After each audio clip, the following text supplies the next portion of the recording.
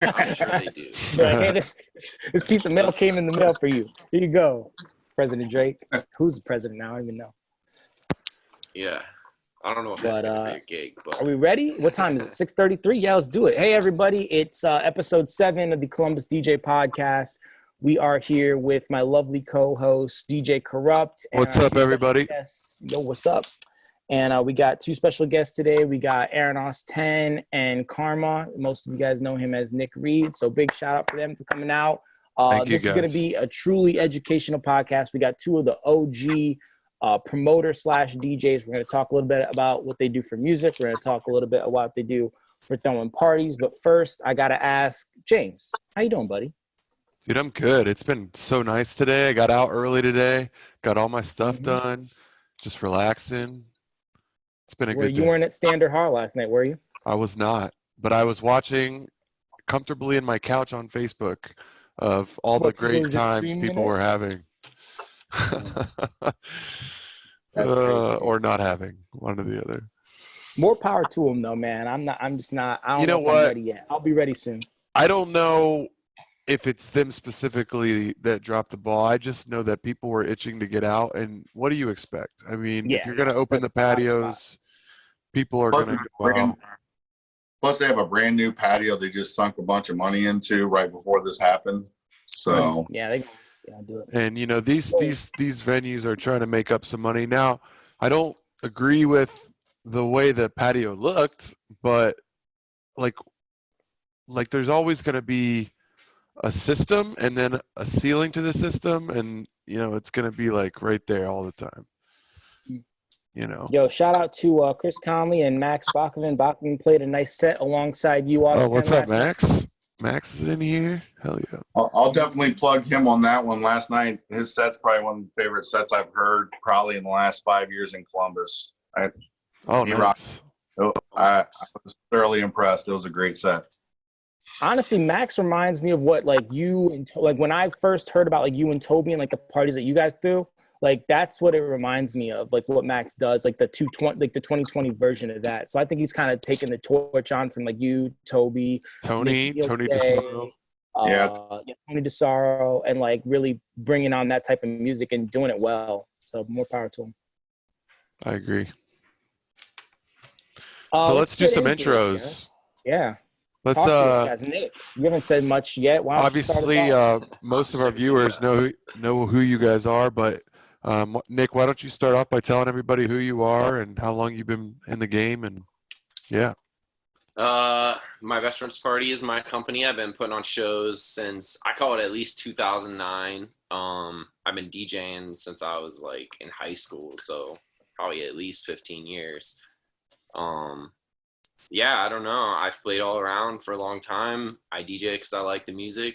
Aaron's been around as long as I've been going to shows since the first parties I went to back in the day. I remember Aaron playing at them, so he's definitely someone that's been around and I've followed and watched and progressed alongside the whole time. So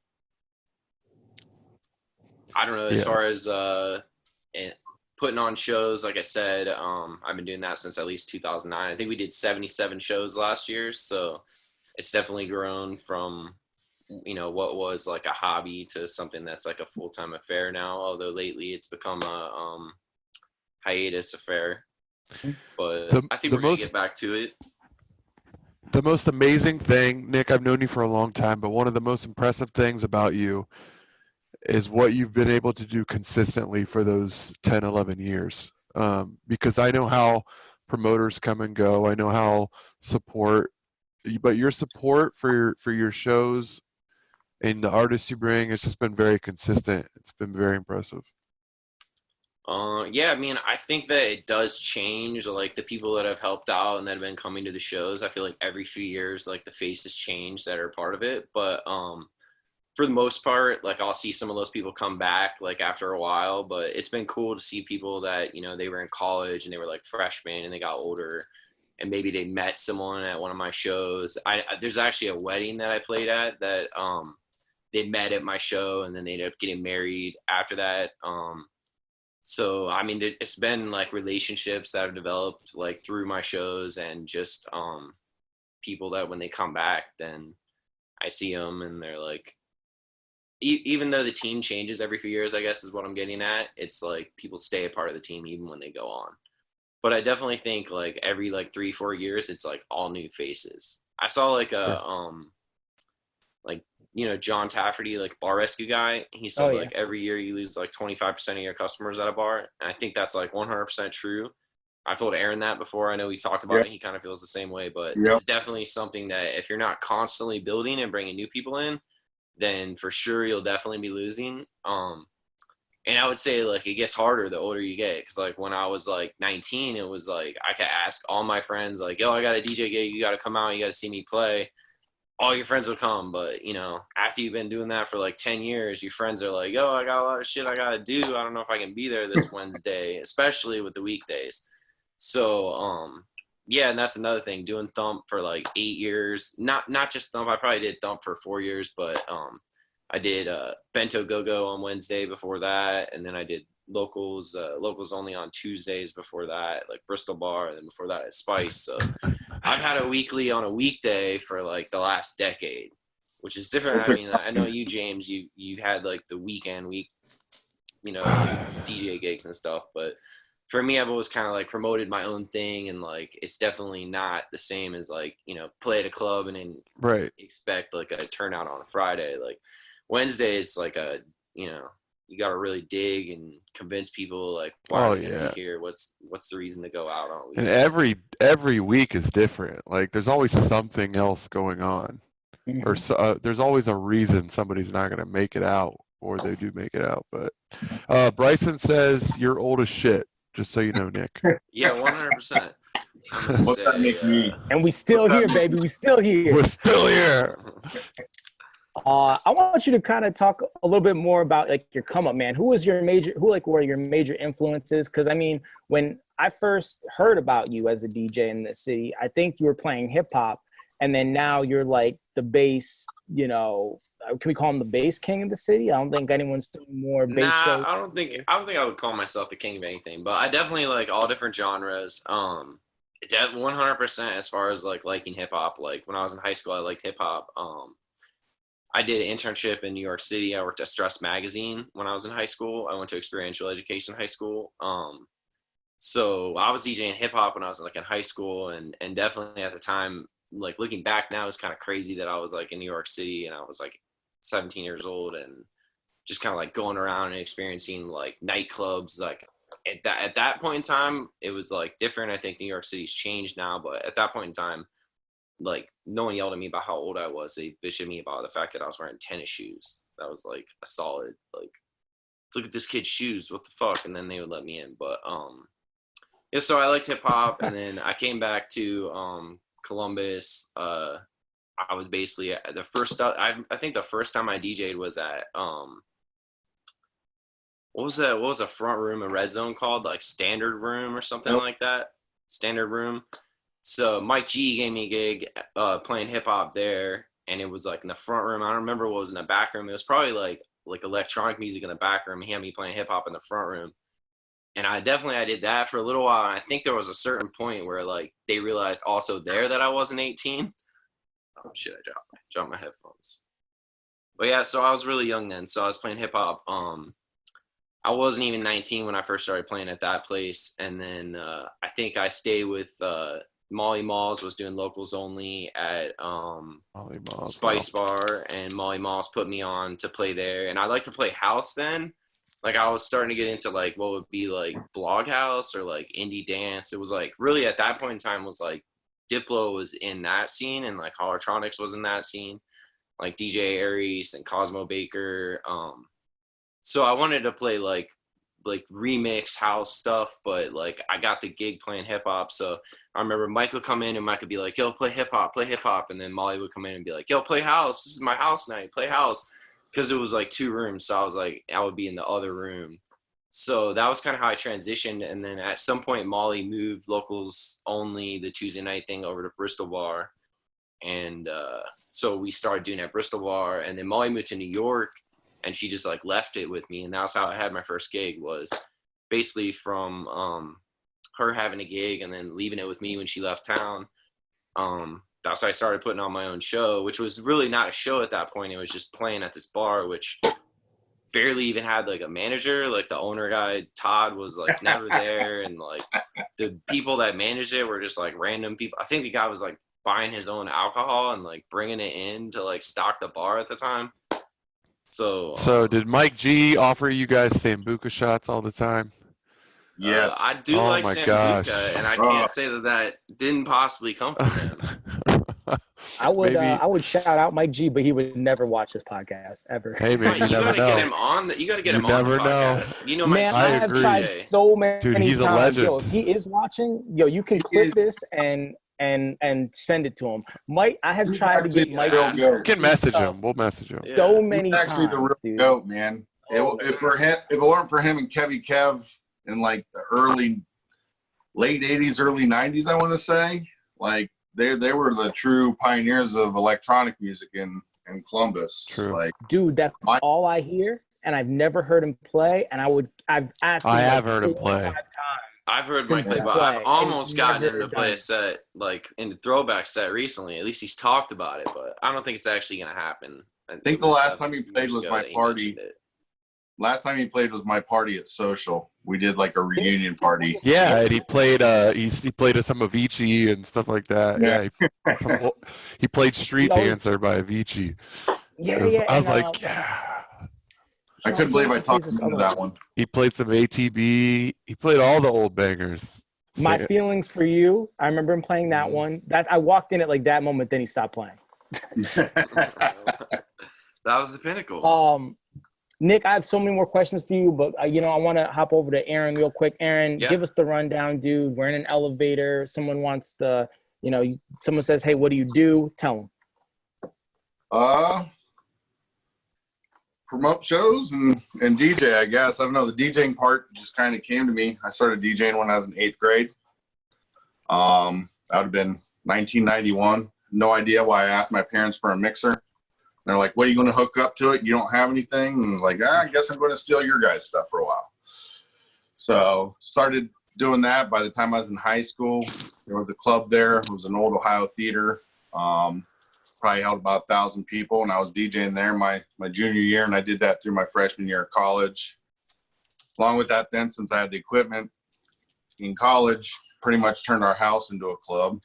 And that's kind of where I started building up a lot of friends, to where that led to promoting parties. I would say the first time I promoted a party would have been like 97-ish. It was a party by a guy named Jerry Calise. He wrote the track Out in the Fish, if you guys know the super old electro track. But he threw this dirty little after party called The Alley, and it was on High and 5th right there in that back alley.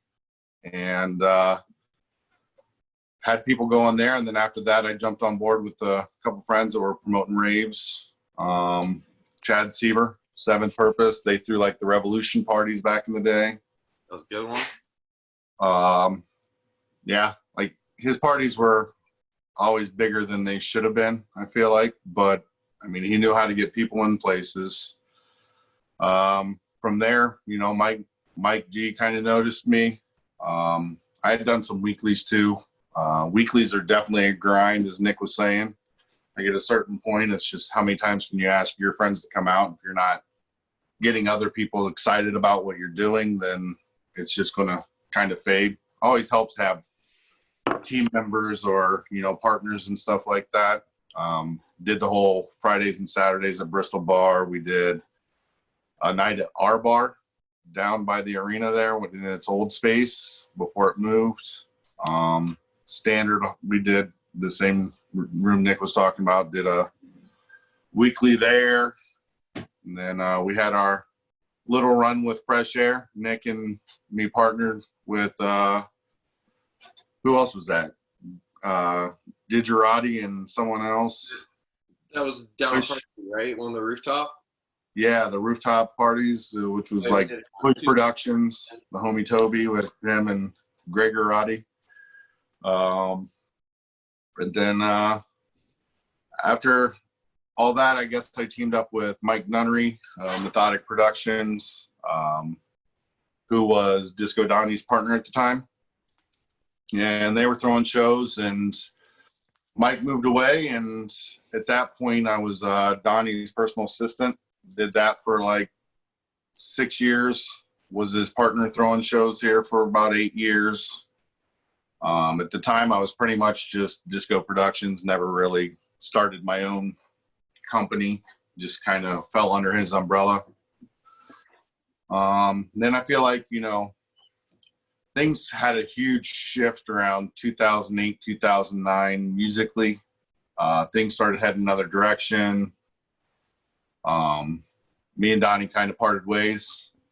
And I think Nick filled in those shoes pretty good with that music shift. He saw that coming with the whole bass music and everything filling in.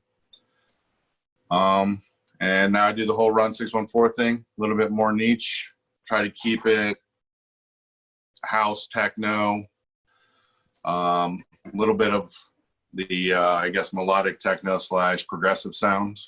And I want to create environments where I want to be at, you know, not out every weekend anymore. I got a kid, I got my 6-year-old, most of my partners also, you know, a little bit older. So it just makes sense for us to kind of limit how much we do. So,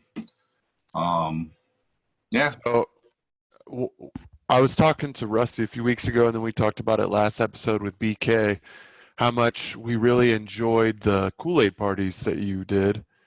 And I think that was, yeah, that is something that I'll never forget because of just how happy it made me. And I learned a lot. I met a lot of good DJs. I knew you for a while. I'd done some shows with you, but that was like the first time I felt involved in something that I respected a lot and was kind of learning. You gave me all this old music. You gave me some, you would tell me like, this one, I haven't given this song to anybody. And I'm like, oh shit. And you gave me like old Hot Sense 82 and like, I was just like, yeah, I was like learning so much. And the Kool-Aid parties were just, you know, because it was like once a year too, I think was right, extra special. It always happened with Park Street Fest, which was nice because there was like kind of a built-in kind of like aura about the party as well. And then we also did the one during ComFest as well. So thinking about trying to revive that this year, ComFest time, find a patio, seeing, depending on, you know, well, is ComFest even going to happen? Probably not. So I already canceled it. Yeah, they already canceled it. So guess it won't be revived this year. Next year though, man. Yeah. But, Bryson says bring them back about the Kool-Aid parties. Yeah, Kool-Aid parties were fun because it was like everybody from everywhere like coming together. Like there wasn't like the whole cliquey crew thing. Exactly. It didn't really matter. Kind of like the broadcast parties too. And I saw on some of your guys' other episodes, the common theme is stronger together than separated. And I think that, you know, the more that people can work together and put the egos aside, obviously the more successful anything's going to be. I think that comes with age too, wouldn't you agree? Because there's a lot of younger DJs that are very just like, I'm going to get mine. And the older DJs are just like, look, this doesn't work by yourself. You know right. What I mean? Right. This is going to be my life, and I'm going to be a DJ grinding away in bars forever. It just doesn't, yeah. Right. You know, unless you know, you can break out of that mold to where you're doing some of the bigger gigs and, you know, possibly even traveling and playing out of town. Sure. You know, it's a tough thing to be a professional DJ where that's your sole income anymore. I just can't imagine trying to do that again. I don't know so much about as far as being a professional DJ as your sole source of income, but I think even in the city of Columbus, like, and I think even me and you, Aaron, we've developed and talked about this over time, but people, even though they're very competitive with each other, which I think is naturally like inherent in like all the creative arts and stuff, because like, you know, if it's not about money, then what's it about? So it's got to be about, you know, like capturing people's attention or providing entertainment or, you know, feeling something yourself, like emotionally from what you do. But I think for the most part, even though people are out, you know, trying to get recognition or trying to, you know, captivate other people, they do support like the other like portions of the scene. I don't think it's always vocalized. I mean, this has even been something I've seen like on people's Facebook posts and threads and stuff like that. But it's not like always so obvious that everyone really supports everyone else in Columbus. But I think for the most part, we do really want to see like our whole city succeed. Right. But there's still like an individual level where like, I mean, and this isn't, I do agree with the collaboration aspect of what you're saying. I just more think that like sometimes people think that the whole scene doesn't support them. And I'm like, man, even these two people that I look at from the outside, you know, I know that they both support each other, even though they go back. I feel like a lot of that is people just not, well, it's more like DJs and promoters. I feel like that. Like when I was going to the clubs at Red Zone and Glow and stuff, I was going for a party. Half the time I didn't even know who the DJ was. It was about they supplied a vibe and an atmosphere that I wanted to be at. And that's kind of like with your Laboom and your branding of that party or Damn Girl, you know, like you guys are creating environments in a sense. And I think that the average club goer or party goer, they don't really care about the politics. Most of the people that you hear that from are going to be, you know, DJs, promoters, which is a very small set. Yeah, for sure. But I think even to go way back to the parties you were talking about in '97, where for me at that point, I was definitely much like, and I probably barely went to any parties then, but I could say at the beginning of that era, like the end of those raves, I know I went to Revolution, I went to Family Affair, I went to a lot of the stuff at the end of that era of the raves. I didn't really know who the people were that were putting on the parties. And the only thing I knew about as far as the atmosphere was like whether I was getting like harassed as I walked in or like whether the venue felt like it was safe or, you know, things like that were the vibe that was set for me. But I think you would agree though, looking back and me knowing now, there was definitely still political drama between the various crews back then. Oh yeah. Even to the extent and not that it doesn't happen now in different respect, but now the venues are legal. At that point in time, I think this is something you should talk on too, because I'm interested to hear what you say, but at that point in time, all the parties were illegal. And I think about people now and like what parties people will go to now and like the stuff they complain about, you know, not having, you know, like we always do provide free water, but that's something that like people, it's like been like a common thread where people are like, you know, the bar charges for water and stuff. When I first went to parties, it was like the most like grimy, like dirty venues in the middle of nowhere. And it was like, we just went there because it was the only place that had dance music that was like hip and cool and underground. And it was like, I'm going to go to this VFW club on the South Side that's like dirty and basically abandoned and like they don't have any security and like it's. I wouldn't say that the parties themselves were illegal. You did have the renegade parties where people would find like a old warehouse and bring a sound system and everybody would just meet there and go there. Oh like yeah. Like VFW, the VFWs and the armories weren't technically illegal unless you got over fire code. And the only reason that they would say they're illegal is because of an old prohibition law where you can't drink or dance after 2, which is kind of archaic, which has kind of been loosened up a little bit, but they still try to apply it. But I wouldn't say the parties themselves were illegal until things got out of hand. For instance, like shut down and the cops coming in and me having to go home where after I paid my money and I didn't get to see the headliner play because the cops were there. So they were definitely getting shut down from where I was. It's usually because of fire code or something like that. For instance, like Revolution, the first one, they had the tents outside. They had the permits for the tents. They had their occupancy for the tent plus inside. But when they got over occupancy, you know, they just had to cut off the outside. And those people just ended up being screwed. It wasn't necessarily because they did anything. The illegal thing they did was oversold tickets. I would say is like one of the bigger problems. There was also like this, I don't know, like to get into the crack house laws, but there was definitely, you know, policing based on the crack house laws, which is Joe Biden, so basically. Mike Devine, New Breed, I believe was their name, through those raves, I want to say 2002-ish. I thought you meant Mike DeWine for a minute. I'm like, that he was not throwing rage. It's like, oh man, that guy's definitely not throwing any parties. Mike Divine, Divine with a V. But they threw for the ladies, Evolved, and right then was actually the whole big story with Disco Donnie and the crack house laws they were trying to pass, and him going through that court system. It was like right after he went through all that and beat the federal government, because I remember I was there and I called him that night. But they came in and shut that party down without the headliners playing, and then told him that they were going to be indicted under the Rave Act.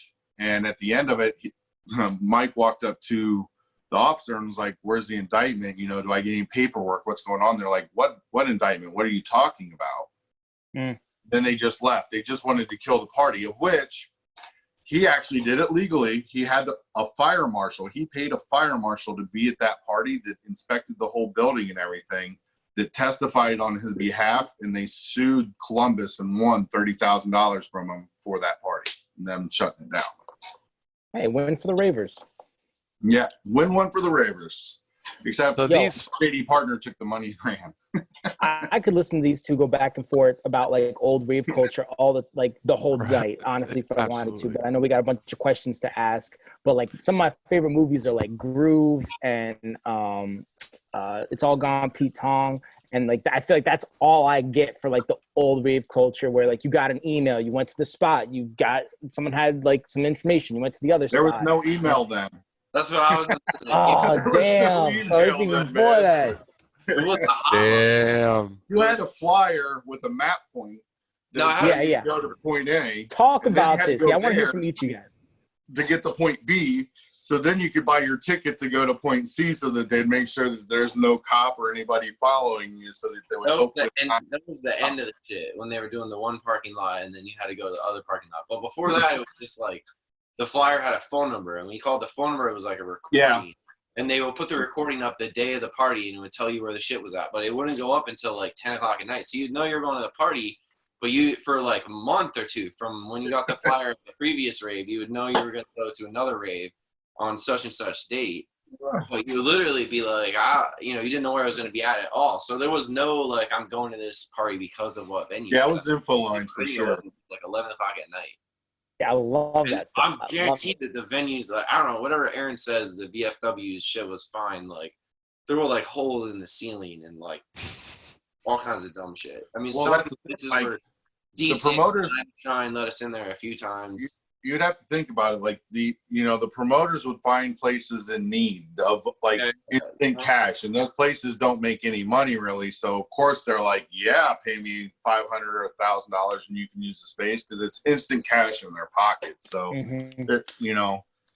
they're run down, but it's because they have no cash to fix anything. A lot of those old VFWs and armories and like community center gyms. The first one I went to, I want to say, was a party called Atomic, and Anthony Nasosis. So I knew him from CCAD when I went to school there, and it was in a tiny little it was like a middle school gym. It was like the basketball court was just a little bit longer than a real like half court kind of deal. And that's the first party I remember going to rave wise. I was more of a club kid to start. 95-ish, was going to Glow in that. But as far as like the illegality of it, I mean, it's a lot of gray area, depending on what you did. I think those of you that are... Go ahead. What's up, James? I was just going to tell everybody, for those of you, because my mom and sister are listening, they probably have no idea what's going on. So we got Nick and Aaron here. They're veteran DJs. They've been around in the scene for a long time, and they're just talking about how parties used to be set up and whether they're illegal or not. We don't have that problem anymore. Obviously, now everything's like Nick said. We're trying to see if venues have water for customers now. That's the only problem. So, well, I think you still have an element of that, because of the stupid old dance laws and whatnot, or like maybe it's a zoning law, because you have like Midwest Fresh had done their parties, got a lot of a following, and you know, eventually the police end up showing up, you know. It just, you have an element in a neighborhood somewhere that they deem that they don't want, you know, they're going to do whatever they can to try to shut you down. Well, let's bring it back to like now. What are you guys doing now that everything's shut down through no fault of your own? Like, how are you guys handling quarantine? Aaron, you do some graphic design stuff. Nick, I think you're DJing full time. So let's start with Nick, and then we'll go to Aaron as to like how you guys are handling quarantine. I mean, I'm good. I've been doing lots of gardening. I've been biking. I've been doing lots of cooking. I've been doing music. We just started doing the live streams from Weird Music Studios like 2 weeks ago, which James did one this Thursday. Dude, unbelievable studio and setup. Yeah, we got shout out to Rios. Rios has come with LED screens and lights so we can like broadcast from the studio, one DJ at a time, and still play with like a level of production and get music out to people, because we just want to try and stay connected. Like, I think one of the reasons that the weekly and my best friend's party have worked is just that I keep doing it constantly. Like, if I ever stop, then I feel like that could be like a thing. So right now, being forced to stop, it's definitely like we want to do everything we can to remain connected to like our audience and just also to the DJs and keep the DJs connected with each other, because my best friend's party, like when I came up with the name for it, I wanted it to be like, what are you doing this weekend? It's like, I'm going to my best friend's party. So like, right. if you like your best friend was having a party, you'd be like, yeah, I'm going to be at his house, you know? So Mike, I always love that name. Always love that name. And I've always like been like flabbergasted that no one's like thought of that before. Always loved MBFP. What's up, James?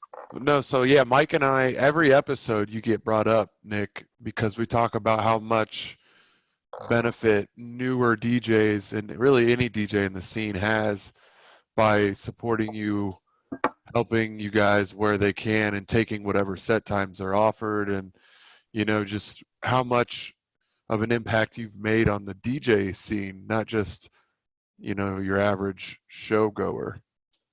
It's really a delicate balance to I try to bring everyone in. Like, I really want to include, you know, especially like if there's someone new and they're like coming out to my shows or they're coming to the weekly and they take the time to like tell me like, hey, I'm a new DJ, I'm like just getting into this, and like I almost feed off that energy, because I like, for me, not that I, you know, if I'm DJing and I happen to feel like I'm controlling the crowd or I'm in zone, I'm doing a good job, like I'll feel that energy. But a lot of the times for me, DJing is like you know, chase to get that energy or whatever, because it's not always like, the gig is not always like the perfect gig, you know, and it could depend on, you know, what crowd is there and what the time slot is and what the weather's like and all of that. There's a lot of factors that I can't handle, but seeing that energy from a younger DJ, like I can feed off that, where they're just like, I don't care if there's no one here, I just want to come, I'll play at 8, like I just really want to get on this stage, and like,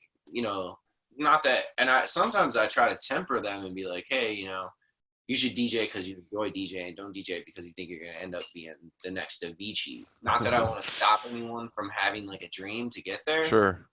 But so that's also something that, like, for me, I've set goals. It's something my dad said, like, set goals and try to like work toward them. So I have done that, but I never at one point in time thought like, hey, I'm gonna get to play main stage at a really big festival in front of like thousands and thousands of people. Like, that was not actually on my list of things that I thought were really gonna happen, and it did happen for me, because I got to open Lostlands the first year and play on the main stage. And it was like a crowd as far as I could see. And at the end of my set, which I really felt like that was a good set, and I was in the zone for that set. And after my set, that's what I said on the mic to everyone. I was like, you know what? Like, this is really proof that you can do anything, that, you know, there's no limit to what you can do from DJing. So I want to add to the whole, you know, weekly local thing, because like that was my main goal. You know, when I was in the thick of it, grinding, having a weekly allows you to meet new talent, to bring in new people into the scene. It allows you to keep building. And I used to throw like the DJ battles and stuff too, to see, you know, who wants to come out and show what they can do. And, you know, Mike played in a couple of those, I want to say.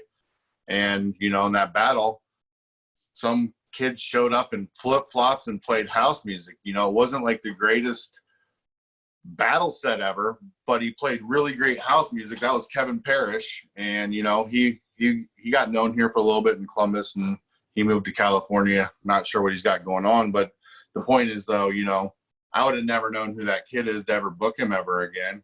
And just literally, dude walked up barefoot and dropped a crazy house set, and we were all just like, hell yeah.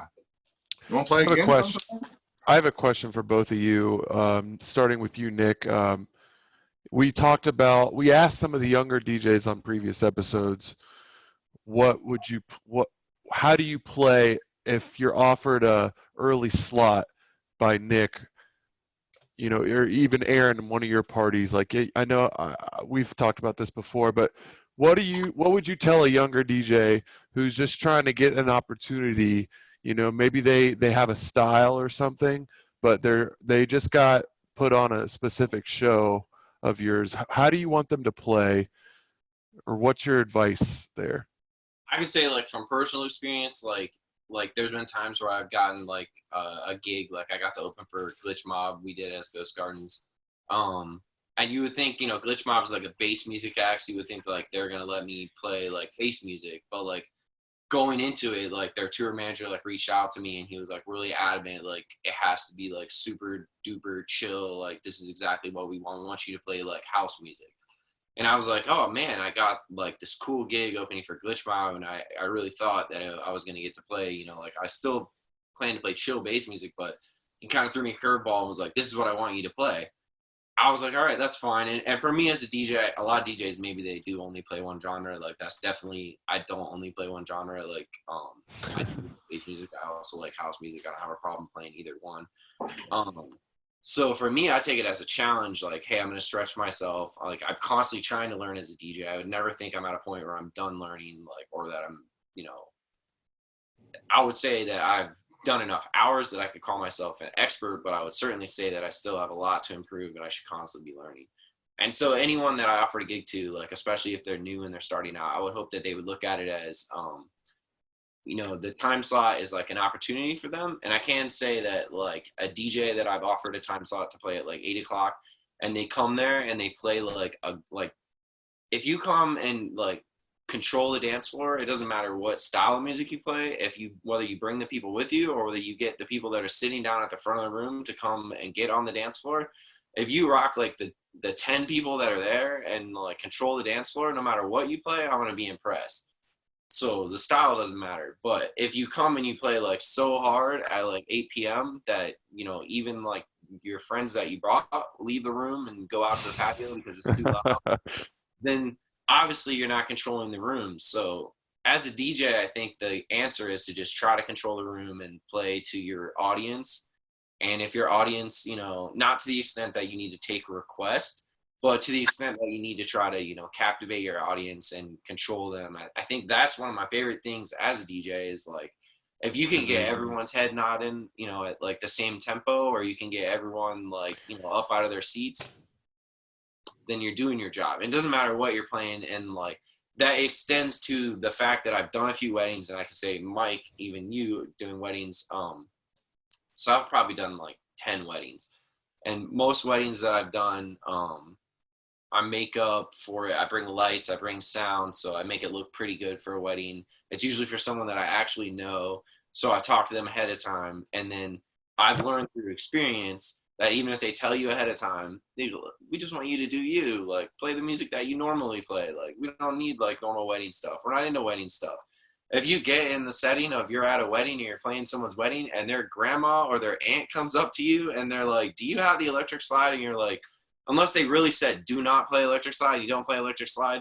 But if like you don't have the song that their aunt wants and you ruined their wedding, you ruined like someone's like biggest day of their life. So I learned you roll in there with the 500 top wedding songs, you have that shit on deck on the side in the computer. And even if the bride and groom told you that not to play that stuff, at a certain point, if the grandma or the aunt are saying that and the bride and groom are like, yeah, you better play it for my grandma. She really, really wants to see it. This is the only wedding I'm ever going to have for my grandma.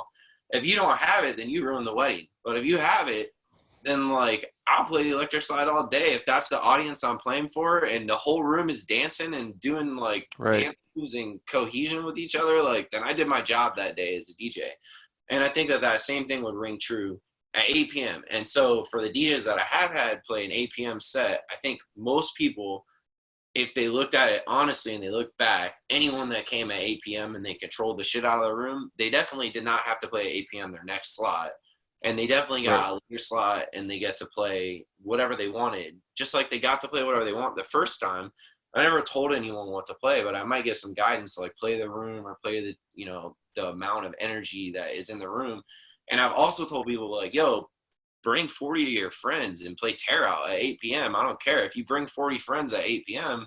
and they're all hype and hands in the air, like I'll be like, this dude's controlling it. Like we should have put him at 11. Like it'll happen. And like what Aaron's saying with the weekly, like the same thing with me feeding off energy is also like bringing in new DJs who have that energy, and they're going to go out, and I can't get all of my 19, you know, I'm not 19 anymore. So I can't be like, yo, I need every single one of my friends to come support me this Friday night when I play my first gig or my second gig, or like, you know, I'm 2 years in and I'm really starting to make some waves. I really need 500th gig.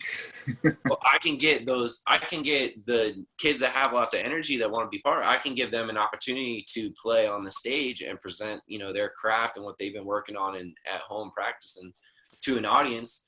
And back to what you're saying, Mike, about like what we can do right now, I'm trying to do the same thing with the live stream, still provide like an outlet. And I'm working. It hasn't really solidified, so I'm not gonna say which artist, but we're trying to get some bigger artists to do the streams from the studio that we've been talking to, some like kind of more national. But Nick, I've been like nodding my head for like the last 2 minutes after, not only from your wedding stuff, but just like what you were talking about. One of the questions I asked last podcast was, what if I'm, you know, a Hardwell style DJ? I only play EDM. I only do like, you know, bangers. You know, and someone said like, you know, your party's thump 8 o'clock, like that might be an okay thing. So it was kind of cool to hear you say that for them to control the room, but if they bring 40 people, like don't worry about banging out. So no, they can yeah, like I said, they can bang it out if they bring the people. But I also want to really stress what I'm trying to say, which is that you should be trying to hone your craft and getting better at controlling the room. And like, even if that means like you only like banger, like Hardwell stuff, like you're still going to gain some experience as a DJ if you play a set of like Chill House or something and like just beat those beats for like 45 minutes. Like then you never played Chill House, you only play Hardwell, like that's the only thing you've ever played, then I promise you that you're going to gain something experience wise from playing like some Chill House or like a different style, whatever it is, techno. Like, look at it. Look at Aaron, for example. Aaron, when he opened for Tiesto at Nationwide Arena and Tommy Trash, he earned that by playing proper sets during his career. You know, I really enjoyed that set, by the way. To be fair, yeah, 100%. I think everyone in the city was there, and Aaron, we were all cheering for you that night, and you did a fantastic job. I couldn't tell you one song you played. I just remember the vibe being like I was with him, being like, he did a swell right now. He deserved that. I had to actually give them a list of like the, you know, potential 20, 30 tracks that I might play to actually get on that. Like they made me have every track approved basically at that point. But just to add to like what Nick is saying, you know, it's time and place versus knowing the environment. You know, my biggest advice to any kid starting out DJing would be supporting where you want to be. If you like Nick's parties, support that. Get to know them. You like my parties, support us. Get to know us. You know, you're going to get a lot further, you know, or support both, helping out, you know.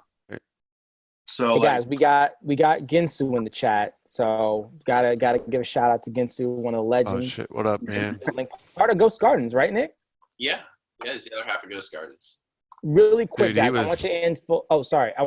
Before we get back on Ginsu, I want to you guys to answer as quickly as possible. I just want to get for people to hear this. If I'm, you know, a Hardwell style DJ and I'm coming to one of you guys and I go, hey, Nick, hey, AUS10, this is what I play. Can I get an 11 o'clock, 12 o'clock spot the first time I'm coming out? Because this is what I play. I'm not interested in the chill sit. Like, this is what I do. This is what I produce. Are you guys willing to give them a shot at the midnight slot for their first show? Or do you think you have to earn it by playing the more controlled stuff earlier, as quickly as possible? We'll start with Aaron and go to Nick. I think that you just to come in trying to demand a spot, like, I just don't know how that works, you know. Say they're asking nicely. Say they're asking nicely. Well, no, I know, but I'm not saying demanding that. I'm just saying, though, like, being that that's the only time, because part of the job of a promoter is to be able to program out the night. So it has, like, a peak, it has a start, and if you peak at 10 p.m. when you have 5 people in the bar and they're all like, you know, it doesn't necessarily help out. You end up sometimes losing people. But like Nick said, if they're controlling your crowd and doing an okay job, like keeping people there, never going to be mad at that, you know. But as far as just like some new kid and that's, you know, all he does, it's a risk. Yeah, better chance would be support them and give them a mix and say, this is what I do and here's a mix, you know, so that the promoter can make an educated decision on placement of them, you know, like, hey, I'll give you this chance, here you go, you know. And you know, like if it's a weekly like Nick does, or you know, like what I used to do, it's not the end of the world if the dude doesn't play the greatest set. You know, most of the people that are there aren't going to leave. They're there for the night, the environment, you know, maybe they're shooting pool, maybe they're chilling on the patio. So my advice would be, if that's your thing and all you want to do is tear out and just you bang it, get to know where you want to be, you know, because like, where can myself or Nick even put a set like that? For instance, like if say we're doing a show at Scully's or Forum or wherever, you know, it's like it takes time to kind of get to be able to do that, unfortunately. That's a Nick, good point too. Yeah, I agree. Loved all that. Continuing on from what James was saying, because I know, and honestly, this question applies to James too, because for our shows that we do at Dahlia, James is in charge of booking the support for that stuff. So he also knows that, you know, like what he's saying about it being a risk. If what you're saying from the premise of your question started with they've never played at one of my events in the past, we kind of have a solid rule that they have to. You know, the reason that I make people play and I ask people, when first someone comes to me, I say, you got to play at Thump, and you're probably going to have to play an early slot at Thump. After you play an early slot at Thump, if you do a good job, you know, you play to the room, bring a few people, I'll let you play a later slot at Thump, and or I'll put you on a lay boom. And it's a pretty solid thing. Like, I pretty much will give anyone a shot. If they play at least one Thump, I might make them play another Thump before I'm, like, confident in the fact that I can trust them to do a decent job. And then usually I'll still put them on an early slot at lay boom and expect them to play the room and either bring a crowd for their set or play to the people that are there and play proper. And even if you don't like have 50,000 friends that'll follow you out ravenously, if you come there and you play at 8 and you play just to the energy that's in the room / control the people that are in the room, you know, you're probably going to get a later slot on the next show, because, you know, we're going to, me, and I have a whole team too, and my team is going to join with me. We're going to say, this guy has good energy. We want to support this guy. We're going to give him another slot. Goes back to what you were saying, Aaron, about just go to the spots that you want to be at to meet these people. Your following will grow. Your friends will start to come out and support just by going to those spots. And if that doesn't work, there's the other side of it, right? Because I did this too. Nick kind of did this. Start your own event then and find out if that's what people want. You're going to find out real quick if you put yourself out there and go to a bar and you get a gig and you try to just play Hardwell and you don't have your people there. You know, you got to realize that we've taken time to culture our groups, and like, you know, it's not an easy thing to do. You as well. You know, it's like you just can't expect somebody else's platform to 100% conform necessarily, I guess, is, you know. And just to start with the original premise of your question, which is that, you know, they had never played one of our shows and they ask us, you know, I need to play at 11 o'clock. I need to play hardstyle. As a promoter, as James, you know, in charge of the support lineup, you know, whatever, we wouldn't be doing our job. We wouldn't, you know, if we're going to be a tastemaker, we wouldn't be implementing that. If we put someone on in a slot, we never seen them play. I never knew we could control the room. And so, anytime that you or Bryson sent me a name for a show, I'd most likely put it on it because there's just so much credibility there.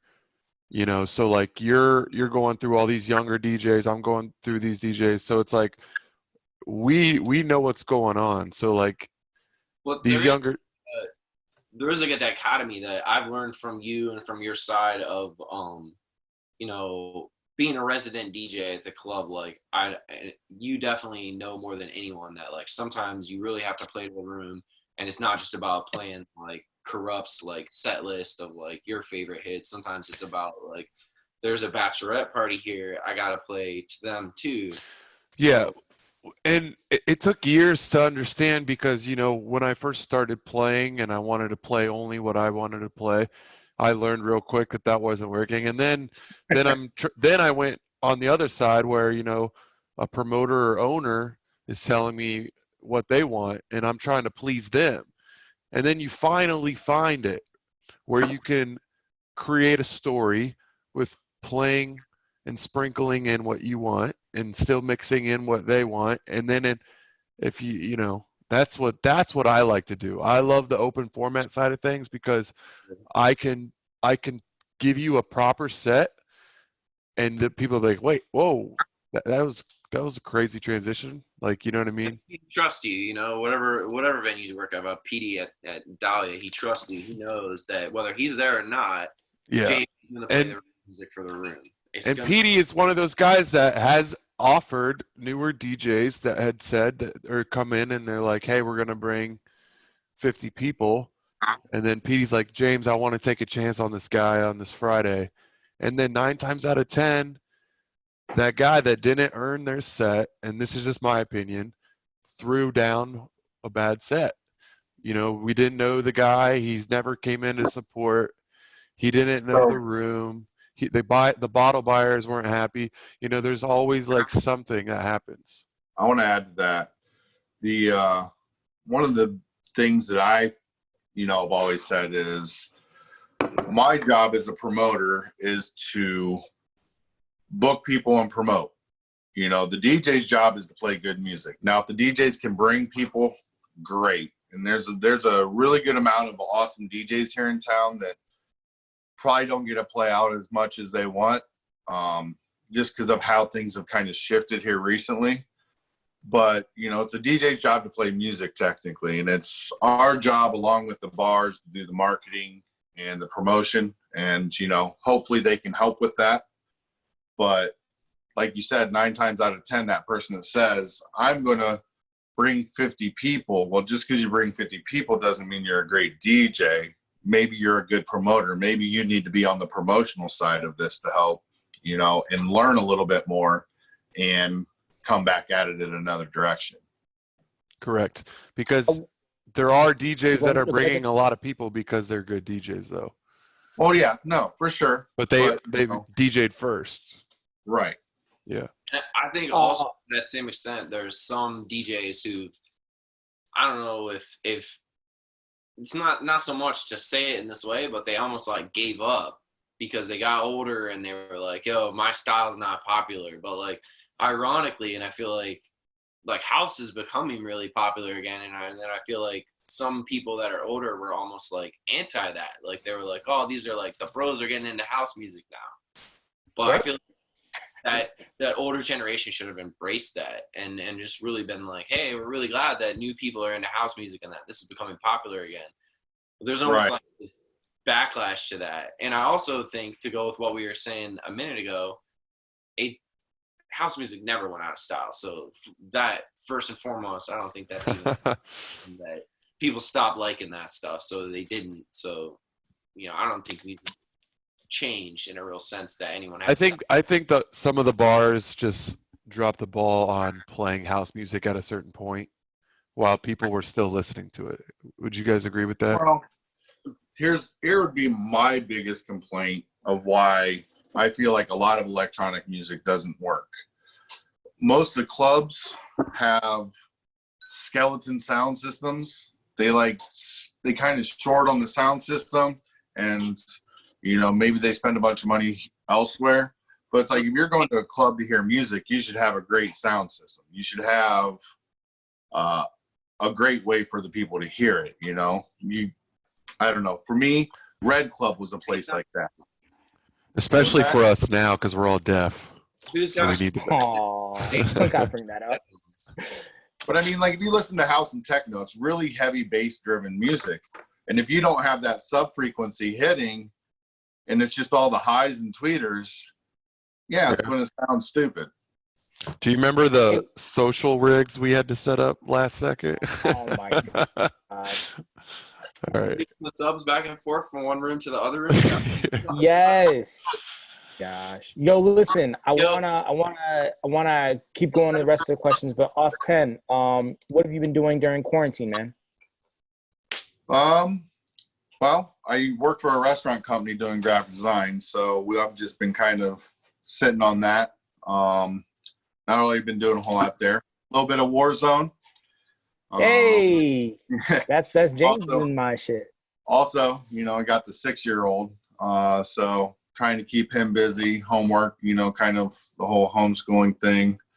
My girl, fortunately, she's a clinical psychologist or not. I don't know. She's got her master's, but anyway, she's still figuring that out. She's still I don't know. She does something. She's smart. So I'm kind of holding down the fort on the other end while she's working during the day for now. So listen to a little bit of music and getting bored. Are you staying up with the new house music, like newer releases? Oh yeah, for sure. For me, I don't know. You can't hate on.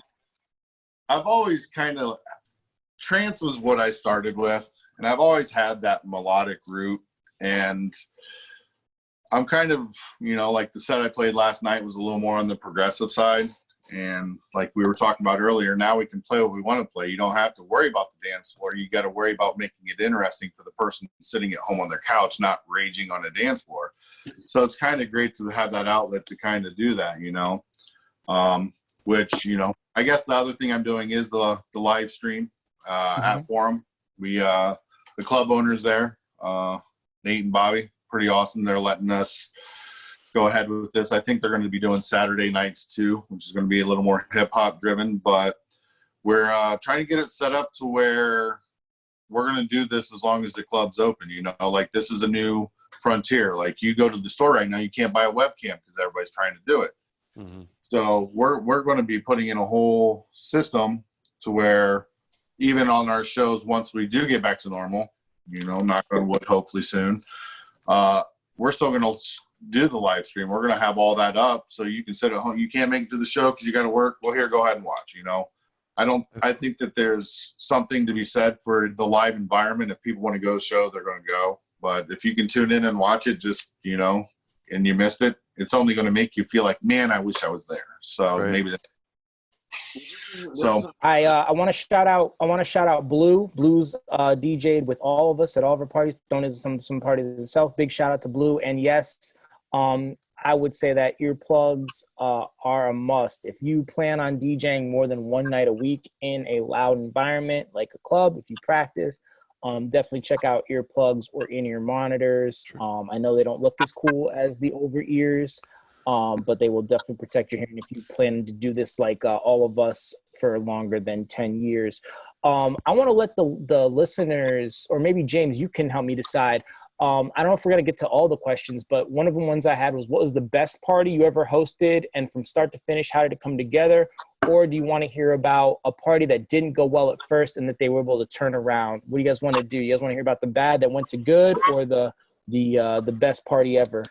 I just noticed that Nick has a sombrero on his tiger. Bro, I said that the first thing when you came on. I like it. What? Anyway. So listeners, the first one who we see, you guys want to hear about the best party ever? You want to hear about one that they were able to turn around? And the first one I see is what we will do. Oh, okay, Brandon wants to hear one of the parties that went bad and you guys were able to turn it around. So Aaron, why don't you start? How do you mean turn it around? Like, was there a time where you weren't sure about a party and ended up being really good because of something you did? Or maybe you can just tell us about the shittiest party you threw. Maybe that either one. They're both probably fairly short, so I'll go ahead with both. I would say, you know, the surprise one for me was the one we just did with Sunburn. You know, Nick's booked him a couple times here in town. We had him booked, and you know, we were kind of, you know, not sure if we really wanted to book it. You know, we have a 500-person venue, and it's not your style either, right? It's not really the type. He's not really the style. I was surprised by that booking, to be honest with you. I mean, he's kind of in that Dr. Fresh and the night-based guy, AC Slater. You know, he's kind of in that vein, you know. So it was presented to us, and that's kind of, you know, wasn't our style. We were kind of like, you know, should we take a chance? So in the booking process, it was kind of scary. But then once we booked it, it just kind of took off. Like, I mean, the first week we sold like 200 pre-sales, you know. Oh, wow. And that's more than he got for most of his other shows he did here, that, you know, as far as like turnout, I would say, you know, like I didn't expect that. So I don't know if that's, you know, new venue with the sound, like, you know, world-class sound system. You know, we had a pretty strong internet presence with that one too, marketing it. So that was probably, like, honestly, like, you know, in my 20 years, that one was a big surprise. As far as the worst party I ever threw would have been a couple of years ago. At Granero, you know, Fadi, he was great to us. He you know, let us take a lot of chances and do a lot of things. I booked a passion person and learned that, you know, just because I really want to see him, that's not always going to work. Booked Huxley, and, you know, that dude's been all over the world. House music, I don't know, as far as I'm concerned, production icon. I love what he does.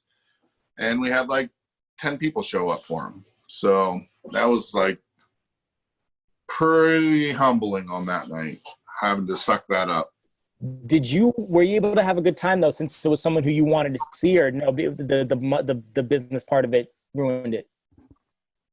The business part didn't run it. The fact that I brought this guy out to play in front of 10 people, you know, it was a little embarrassing. Yeah. Like, yeah. Do you think it bothered him?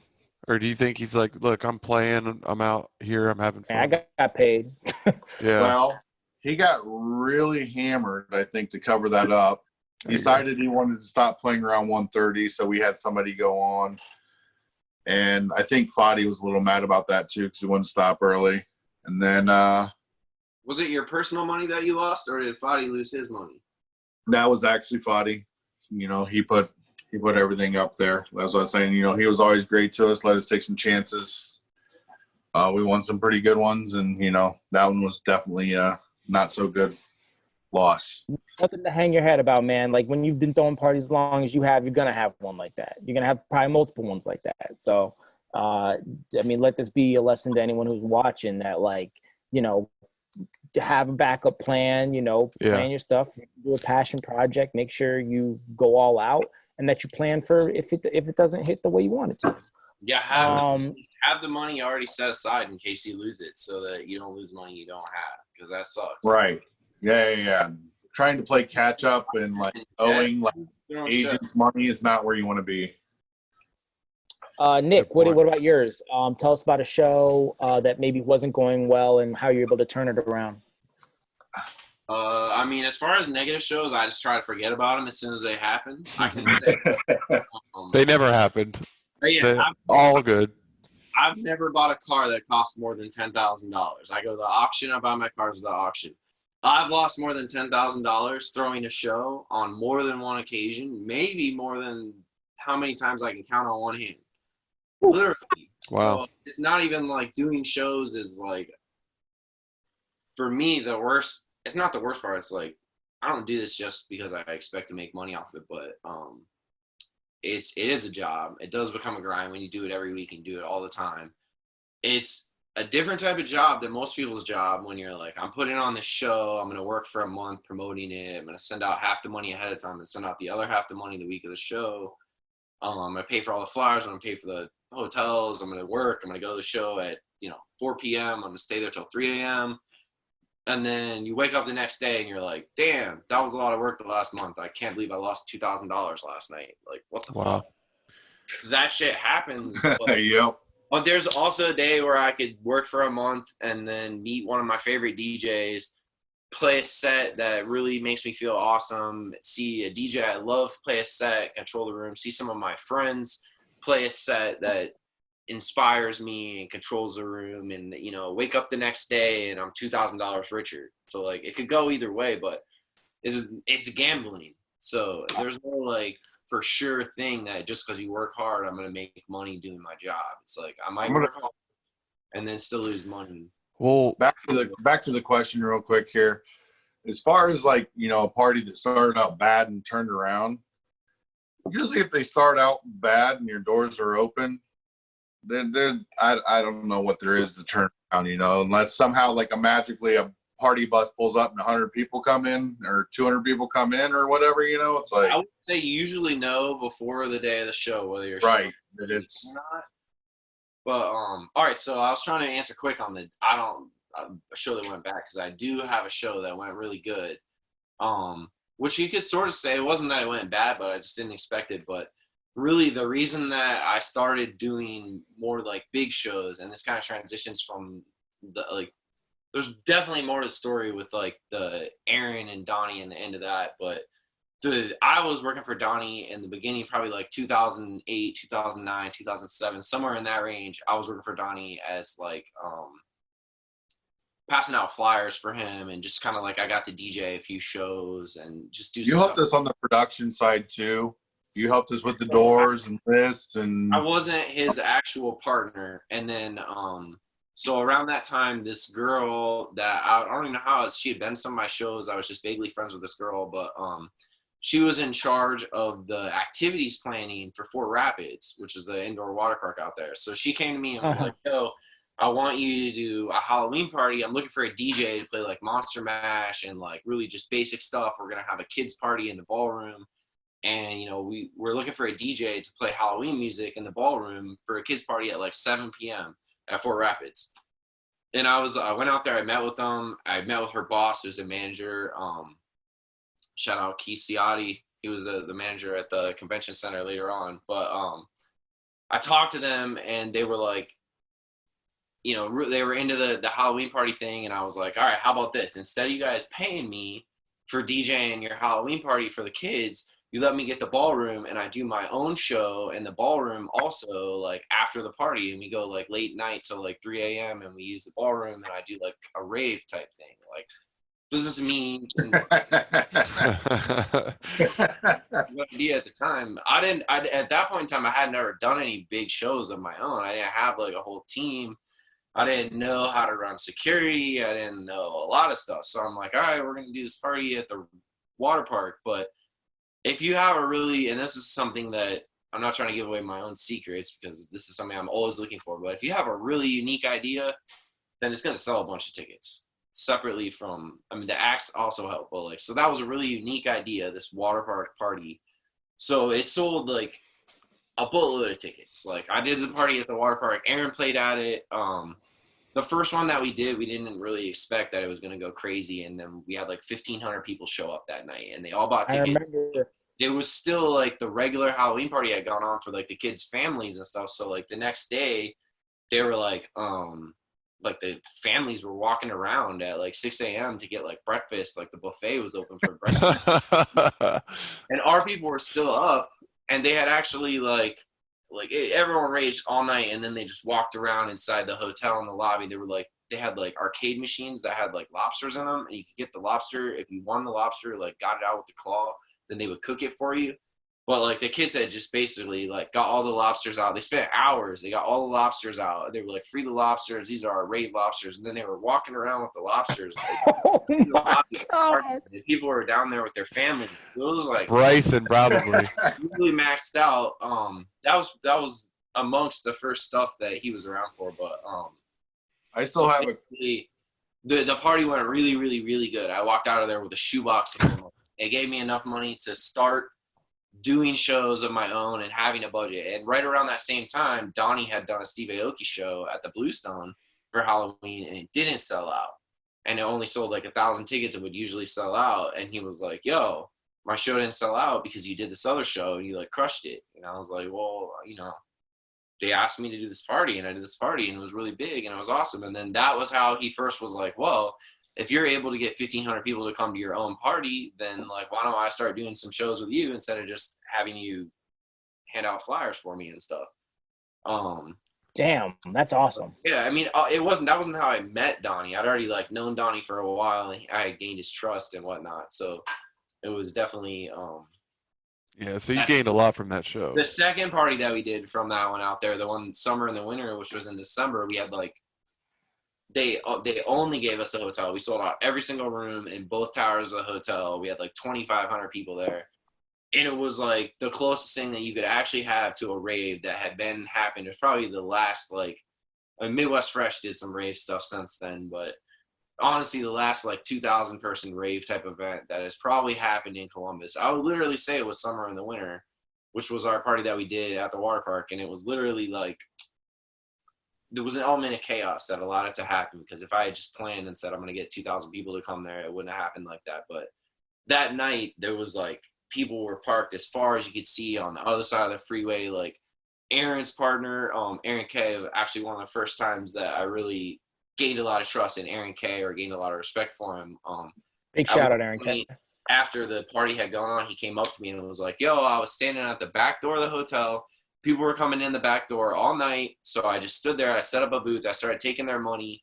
And this is all the money that I collected for you. He handed me like a stack of money. Like, I collected all this money at the back door from people that were walking in the fire exit or whatever. And I was like, sweet, thanks, dude. Like, that's awesome. In back there. And he was like, yeah, it was crazy. There was like a line at the door and there was no one charging admission. So I just started charging admission for you. I was like, all right, cool, thanks, you know. But I don't know, that was the party, I guess. I didn't know he did that. That's great. That's great. Yeah, love hearing that story, because I remember that party. I started taking money. Here's your money. James, do you want to introduce your favorite segment? Oh, yeah. So I already know what I want Nick to talk about, though, because we talked about it at Thursday at Dump. But this is a show and tell part where we just you just show something in your place or what you got going on. That's not, it doesn't have to be DJ related. It can be, though. It's kind of just like a fun off-topic segment that we got. And let's start with Nick, because I'm not sure that Aaron knew about that. So Aaron, you got to find something in your house that's DJ related. As far as stuff that I've been working on, I've been brainstorming since this whole COVID-19 thing's been going on. Honestly, I've probably been thinking too much about it, but I've been trying to think of ways that this is going to change our industry, which obviously it's changed like our whole world. I think it's going to be like 9/11 is going to like change everyone's outlook and worldview. But I think when we go back to doing shows, which I think we're going to go back to doing shows, we've been around, like, humans have listened to music communally for millions of years, as long as they've been here. I don't even know how long humans have been here, but thousands of years at least. So we're going to go back to listening to music communally, and we're going to go back to sports events also, and other things that we do in mass together, because that's definitely going to happen. But I think there's going to be new safety rules and regulations. Obviously, the first night back, they weren't following those down in the short north. But I think for concerts to really come back and thrive, and especially rave culture, people already wear masks and stuff at rave culture. So I do think people are going to wear masks. And I also think that the live stream thing, like what Aaron was saying, is going to be a big aspect of this. I think there's going to be a Netflix type thing that for live music events. I think that that's for sure. I don't know if it'll be Twitch, but it's going to be something like an Amazon or Apple or Netflix with a lot of cash that's going to be able to get the licensing done with the record labels and whatnot, so that they'll, you know, be cool with their music being streamed. Because I think it'll actually be easier than like Spotify to get the labels to get over that hump, because it's not going to stop downloads. You're not going to switch to like watching live concerts. But I think after this, eventually, like Aaron's saying, live concerts, every show that we do may potentially be content that could be licensed out to people for some sort of new service like that. And that's definitely something Donnie's been working on a lot with the no parking on the dance floor thing. So that's one thing I've been thinking about. That's one thing I've been working on with the live streams, which we're going to continue to do the live streams every Wednesday night from the studio for at least the next few weeks, hopefully with some bigger DJs. But another thing, the thing that James is talking about that I've been working on is with my main designer that does all my flyers, Charles Salvador, who I've been working with since before I worked with Donnie, but he also does all Donnie's art. He does a lot of the very talented designer. Yeah, he'll do like the tour ad mat art for like bigger artists like Bro Safari and Riot 10. He does all his art. He's done a ton of different people's art. I can't even list all of them, but he does a lot of the ad mat art for the big name DJs. And the ad mat art is like the art for the whole tour that every stop on the tour uses that art. He's done Subtronics art. He's done a bunch of other art. So basically I went to him and I said, hey, I have this idea. I want to start a mask company. I want to make these masks that are based on like a waterproof snowboarding gaiter that basically when you're snowboarding, you wear this like tube neck sort of thing. I'll show you guys them in just a second. But just a type of mask. It's made of a polyester water resistant microfiber because it's polyester. The water naturally beads on it. Like if you pour water on it, it'll just bead off of it basically. So, you know, these type of masks are not a medical PPE mask, but it is like a mask that would qualify as like a cloth face covering that, like, because the water resistant, I would imagine at least when you're talking, you're not going to spit in people's faces, and vice versa. They're not going to spit in your face and your nose and your mouth if you're wearing one. So I went to Charles and I hit him up and I said, hey, I think after this, when shows come back and even like sporting events and things like that, people are going to wear masks. Like it's going to be a big thing of getting people together in groups. So I was like, would you be willing to work with me on this? And I'll deal with like the manufacturing and all of the logistics and stuff like that. And you deal with the, Charles is great at everything, including design, but also websites and anything tech. So he's building out the back end, like the Shopify and everything, all the aspects of the sales site and doing all the design of the different masks that we've made. We've made 4 so far, which I already have. I can show them to you. Nick, I love this idea, and I really hope that like maybe the first show back, if like you could, depending on what the cost is that everyone would get one like at the show, and you could just add it to the ticket cost. Like and I hope people that's something we've thought about. So basically, the next level to it is that this is what they look like. They come packaged already. I've already got them, like of the 4 designs. I got them. They all come in plastic. They nice. The manufacturer. But basically, so I was like, Charles, let's start with some designs. This one's like a camouflage design. He did some sacred geometry designs. If I could find like the gray one. This is one of his sacred geometry designs, basically right here. But so basically, you know, we're getting the mask made. This is like prototypes almost. We're building out our pitch deck right now, but we've already started talking to some of the DJs that he works with to do ad mats and stuff. And we've been talking to Donnie. So hopefully we're going to get Disco Donnie as a group to order some masks from us, including one that'll be like the bottom of Donnie's face.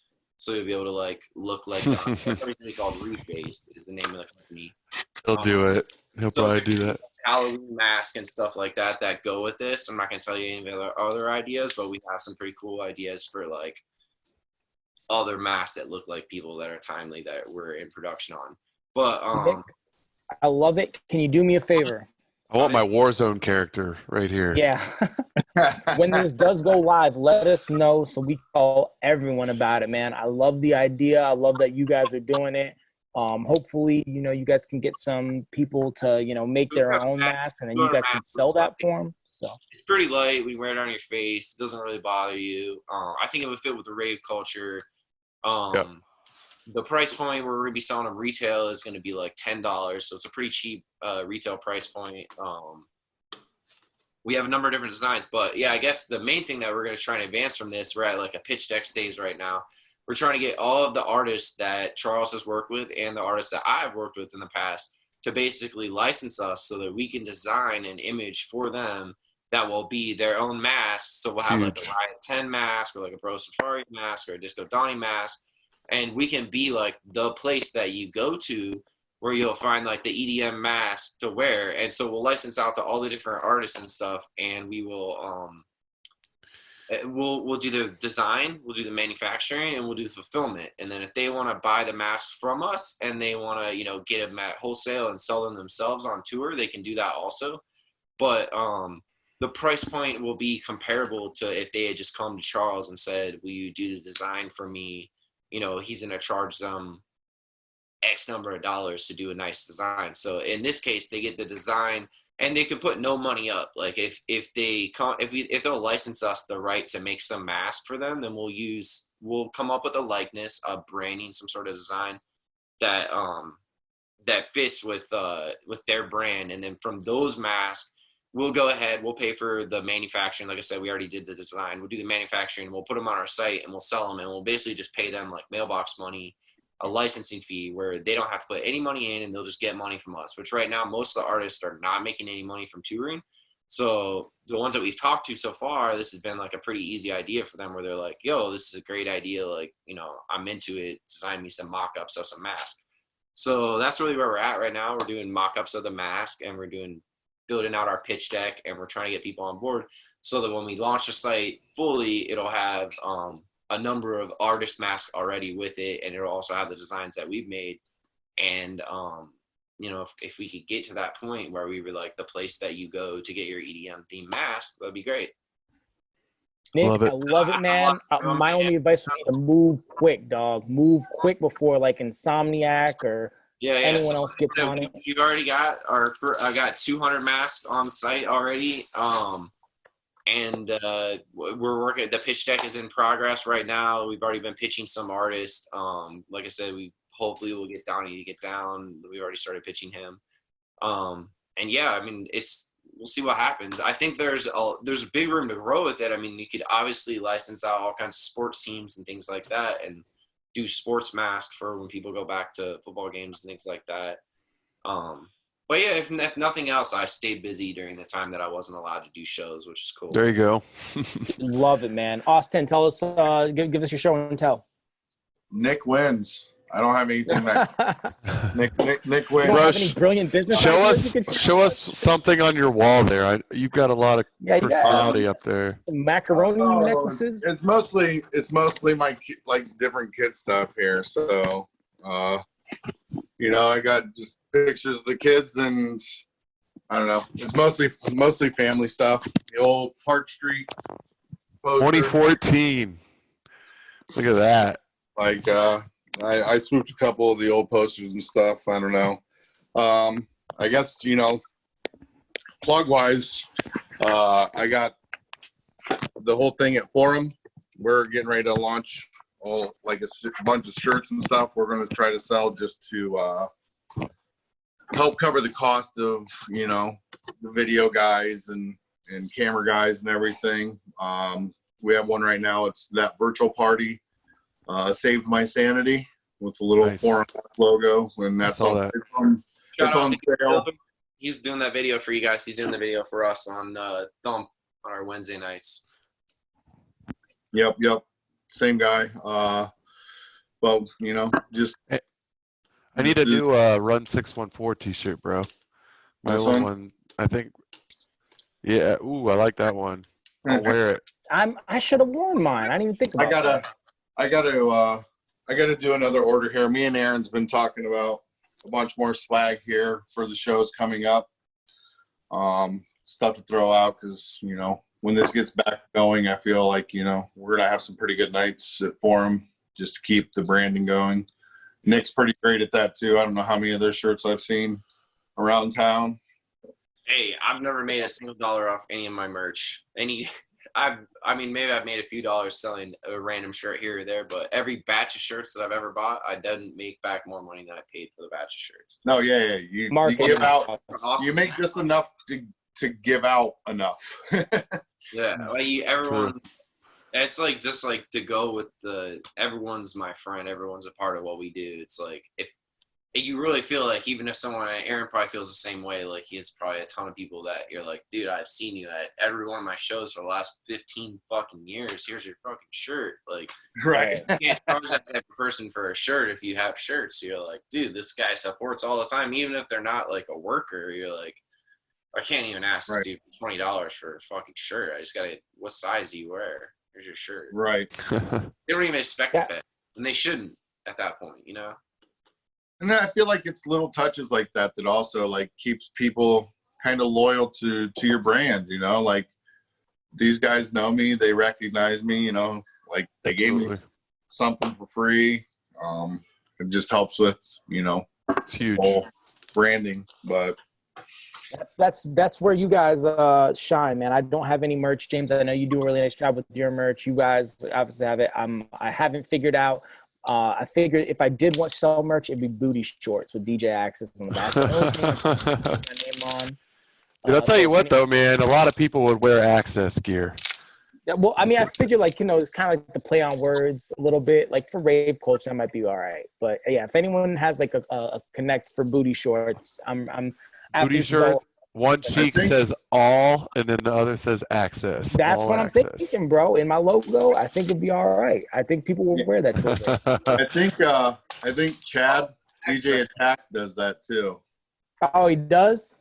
I think he has some booty shorts, or might even be panties. I don't know. I think I saw that. Yeah. Well, he will have him on the Detroit DJ podcast. Detroit. It's our next. Guys, we don't have a ton of time. I'm streaming tonight at 8:30, so we don't have a ton of time, but I have a ton of questions. I'm going to run this as close to that as possible because I know there's some great information here.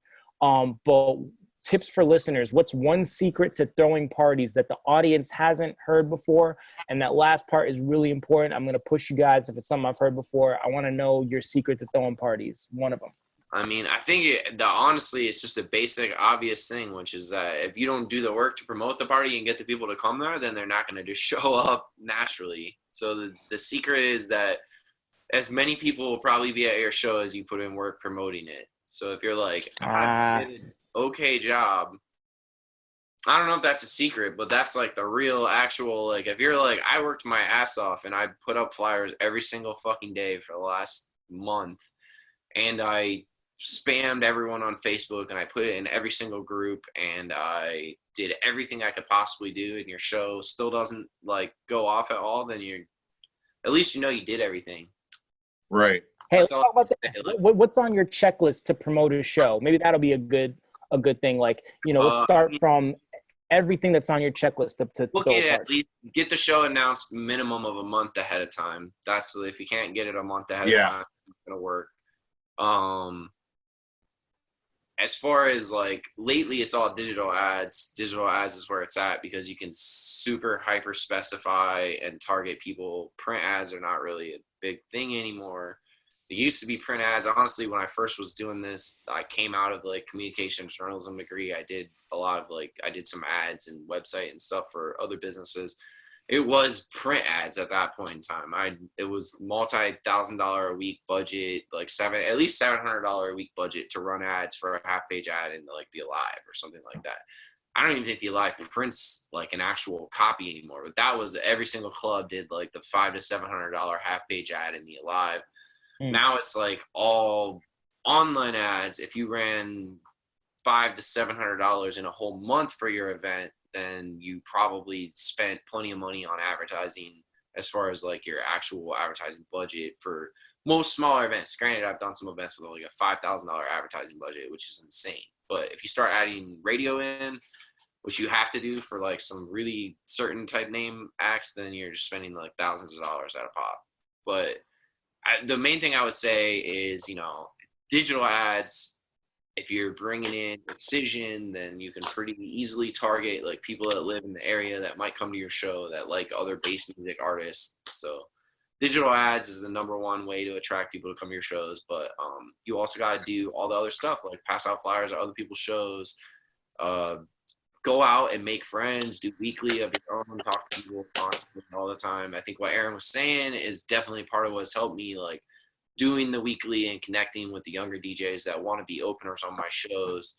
has helped connect me to, like I said, that energy of people that like are just getting started DJing and, you know, have a rabid following of their friends that want to support them.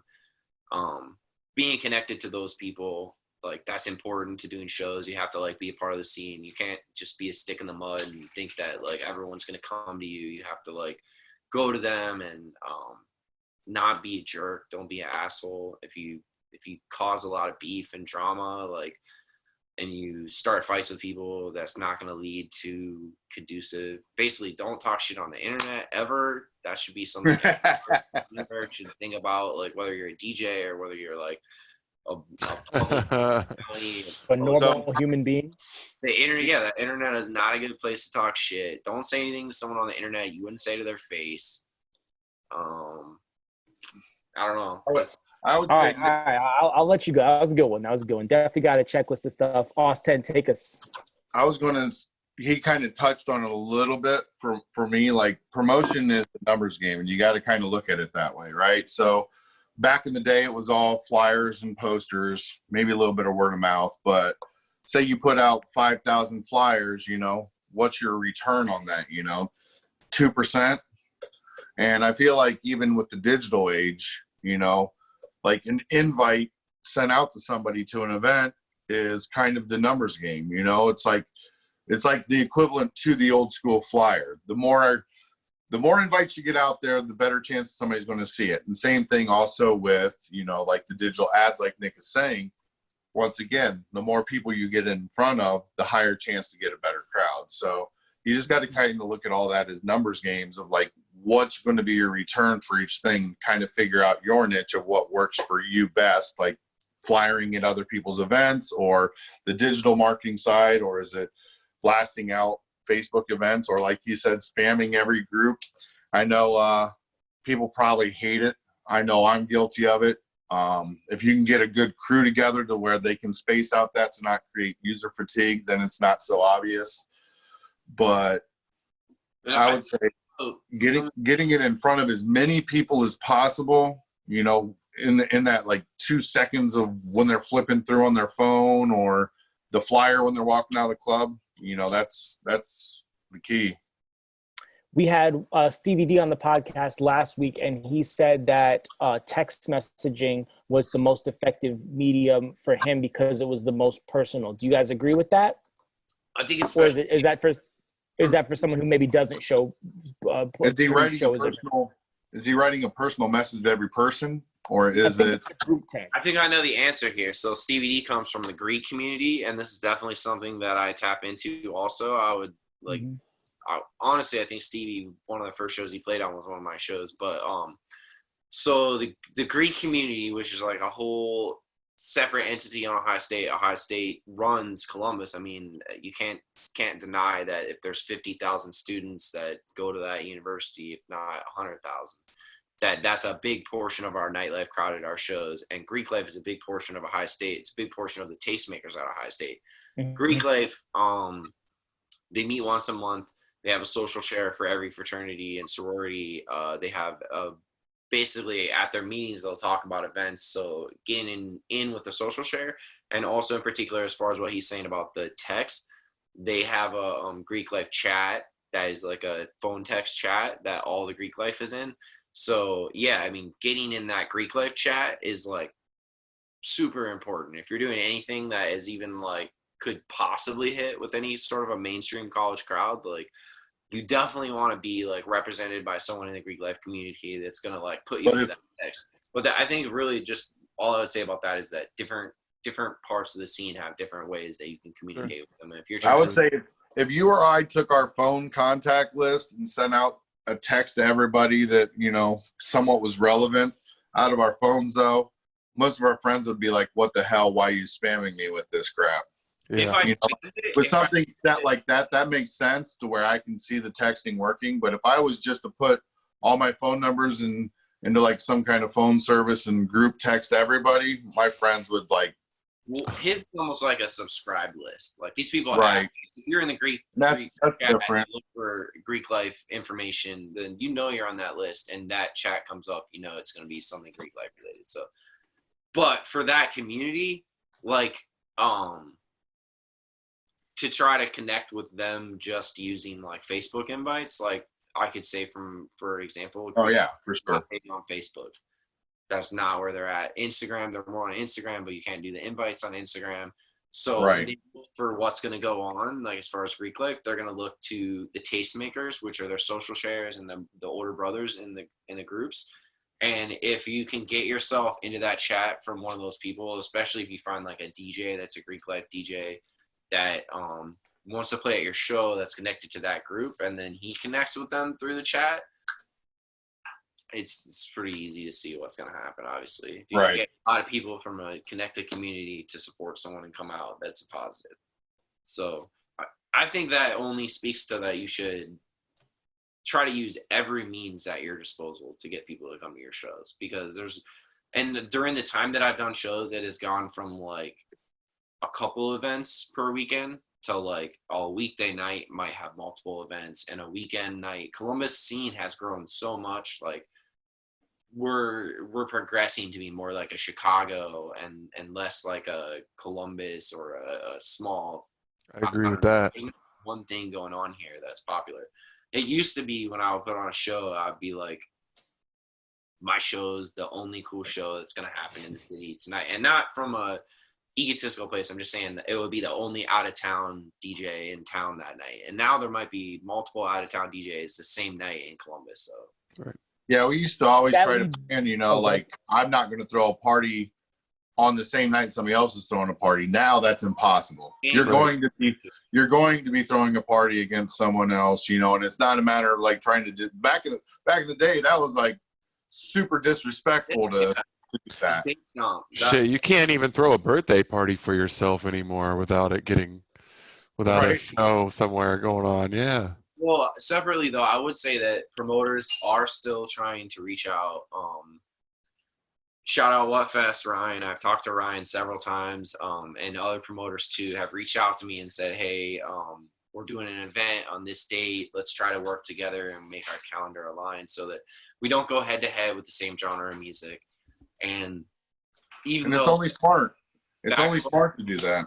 Like I was saying at the beginning, I think everyone does want to support each other, even when there is competition. So wherever possible, even if me and another promoter are both doing bass music, we're both doing a show the same weekend, and it might end up being like one pool of people with one amount of money that they can spend that weekend, and they still have to choose Friday or Saturday. So at the end of the day, we're still competing with each other. If possible, we're still going to try to go on separate nights. I mean, and I think that is always going to be worthwhile to try to like reach out and not be like, oh, fuck you, I'm going to do my own thing. And at least if you're like, hey, I'm going to do a show this weekend, and you talk, and like, if it ends up that we're both doing a show on the same day, it's like, it's okay.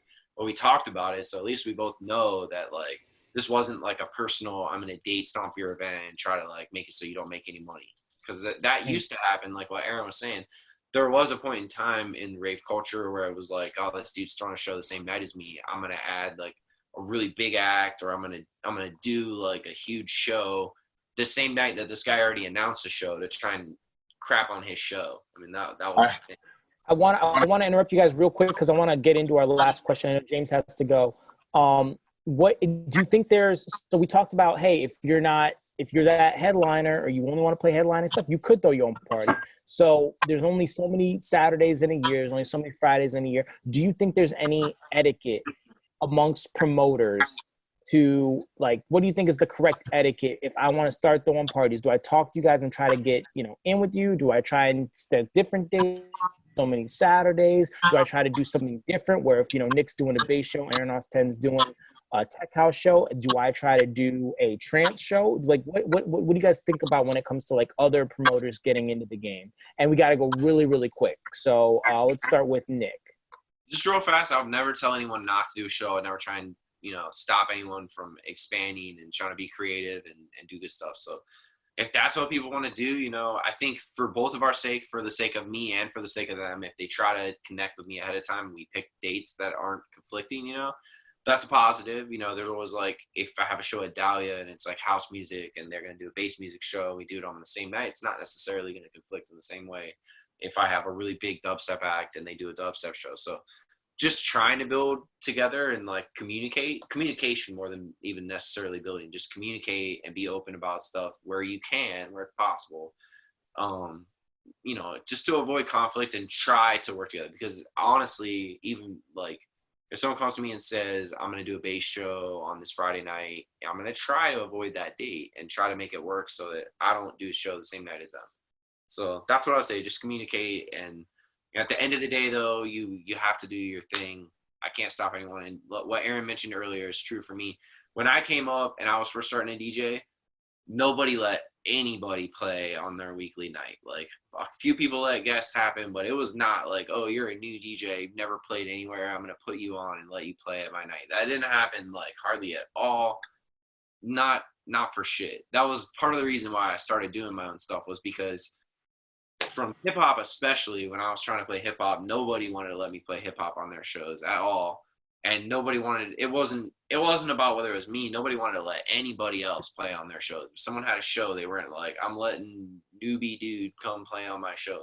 That didn't happen 10 years ago in Columbus. So what I've tried to do the whole time with Thump, and there's been development, other people do the same thing now, but I always try to be like inclusive and let people, if they ask me to play, I'll be like, yes, I'm down to give you an opportunity to play. And I think that my legacy, if anything, like may not ever be that I'm a famous DJ, but in terms of Columbus DJ history, I may have a legacy at one point where people are like, that dude gave me my first gig. And I may have a lot of people who would say I gave them their first gig. I probably already do, but I think at some point it would be a really large number of people. And if they end up going on, one of those person ends up going on to be famous, then that'll be great. But also if just they do something that they love and make some friends from it, that's good too. Love that, Nick. AUS10, you got 3 minutes. So, forgot where I was going to go with that.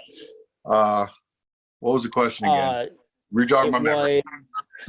What is there a promoter DJ or a promoter etiquette? Like what should new promoters do to kind of make sure they don't upset the balance? Is there a balance? Talk about that a little bit.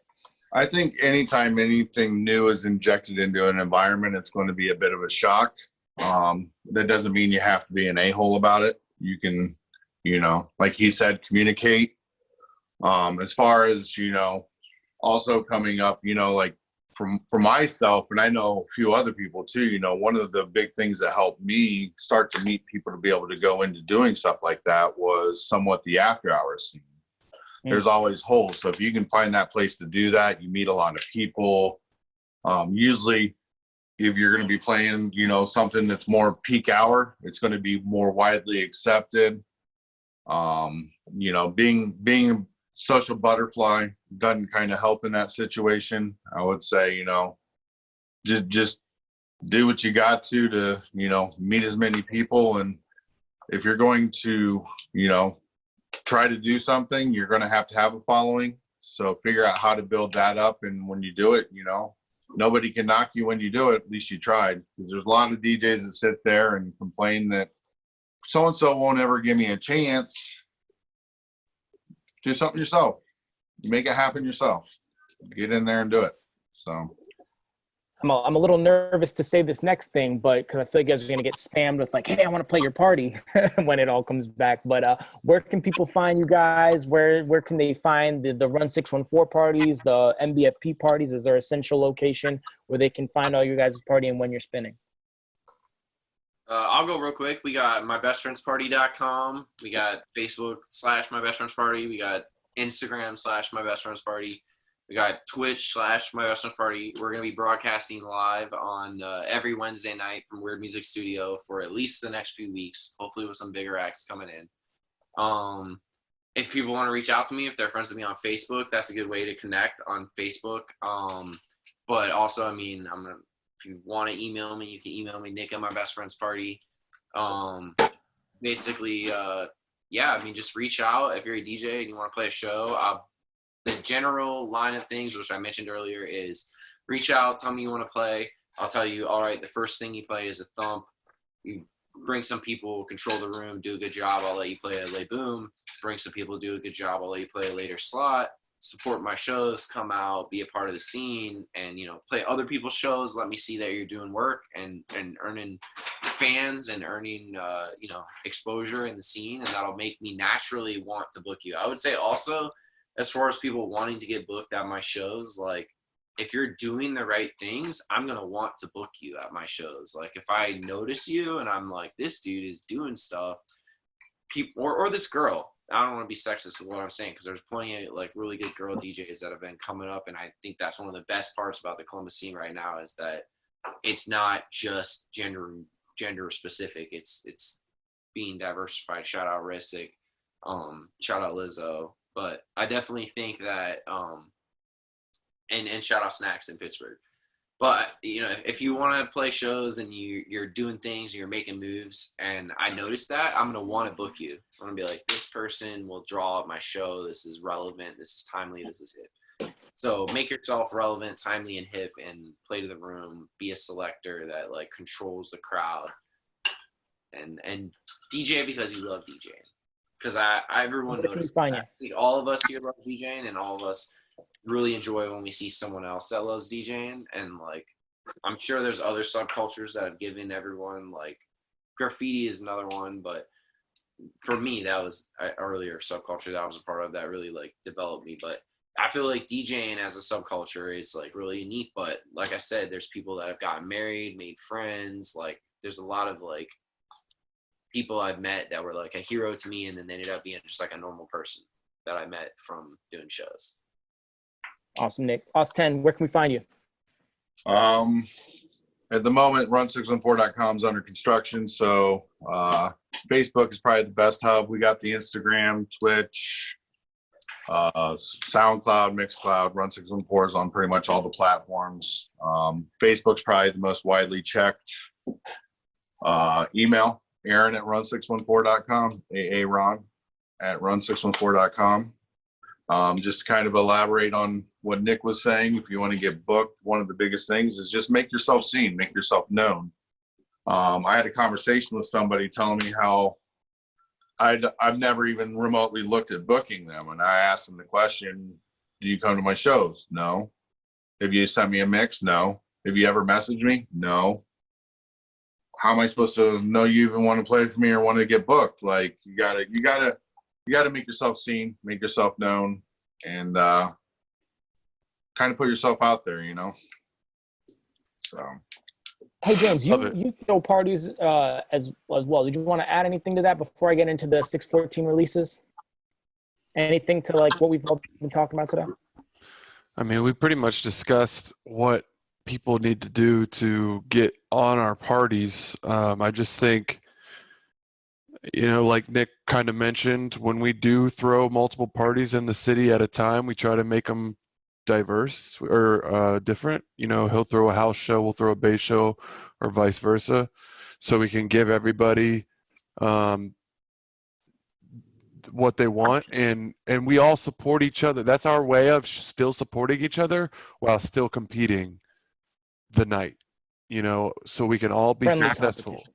Correct. I can tell you, a night where my show is popping and I'm doing really good, if I text James or I text someone else, you know, granted in the situation, me and James, they're kind of like, they're both my shows.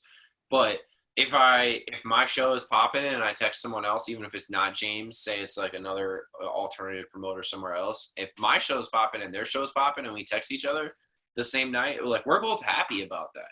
Like, when that can happen, that's to me is evidence that the Columbus scene is growing. And the last year has actually been the most I've ever seen that, where there's been a night where my show is popping and I text James or I text Ryan or I text someone else and they're like, yo, it's popping over here also. Like, we're both making money. Neither of us lost money tonight. And that is like, that's a positive. Yeah. Like, I'm not going to be happy if I text another promoter and we happen to have two shows the same night and one of them's dead and one of them's good. Like, that's not like the scene winning. And that's why I also mean that we support each other. Like, at the end of the day, I'm always gonna be bummed if I lose money. But if I can make money and you can make money the same night, then I'm happy for you. Right. Moving on to 614 releases, guys. 614 is a clothing company here in Columbus. They partnered with us, just kind of, hey, they promote us, we promote them, and we thought it was cool to have a segment where we can kind of promote what's going on in Columbus. I have a document which is in all of the YouTube descriptions. It's on the Facebook page. So if you're releasing something, let us know so we can talk about it on the podcast. This week, Connor Mulroney, aka DJ Cannabis. You can find him on IG as Connor Mulroney. And he dropped a project called No Drama. It's a remix. It's solid. I mean, for someone who's not been doing it that long, I mean, it sounds like, you know, a Joe Maz remix from circa 4 or 5 years ago. I hope he takes that as a compliment because I know he just started it. And then Nice. Wiretap, which is a group that I'm a part of, is doing a classic stream tonight. We start at 8:30, and I'm actually starting. So I have about 10 minutes to get this thing started. I hope you guys join us. I'm taking care of the 90s, early 2000s. Tom's got 2008 to like, I want to say 2000, maybe 15, 16, based on the set that I saw. And then Lord JB's doing an all Cascade set. So that's going on right now. If you guys are not tuning into EDC or playing some Warzone. James, take us out, buddy. Longest episode. Congratulations, you two. I knew it was going to be a long one. Yeah. There's so much information. We missed a bunch of questions. We'll probably have you guys back. James, take us out. It's been an awesome episode. Aaron, obviously I haven't talked to you in a long time, man. It's good to catch up with you. Hopefully I'll see you out more. And yeah, there's just a lot of experience here. We've all been through a lot, and hopefully we can all get back on our feet successfully and get the city what they want. So thank you guys so much for joining us today. Yeah, thank you guys for what you do. Big props for showing up with us, and we loved having you. Thanks for having me. Tune in, twitch.com or twitch.tv/wiretapmusic. Peace. Yeah, see you guys. Yeah.